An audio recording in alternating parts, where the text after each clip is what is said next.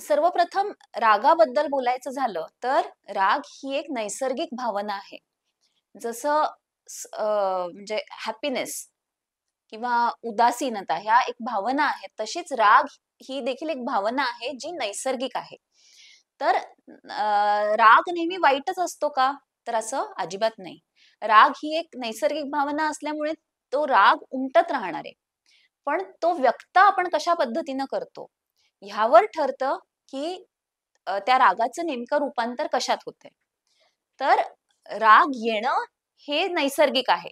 पण राग आपण कशा प्रकारे व्यक्त करतो, ही गोष्ट मात्र आपण ठरवू शकतो, की मला कशा प्रकारे व्यक्त व्हायचंय.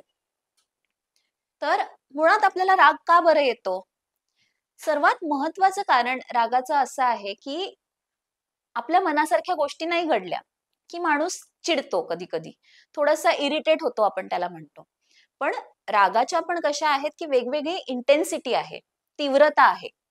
तर एखादा माणूस कदाचित थोडासा इरिटेट होईल एखाद्या गोष्टीवरून. तर एखादा माणूस खूप जास्त त्याचा भावनांचा स्फोट होईल. तर एका माणसाच्या बाबतीत घटना तीच असते. 2 वेगळ्या माणसांच्या बाबतीत. पण व्यक्त होण्याची पद्धत वेगवेगळी असते. तर असं का बरं होतं?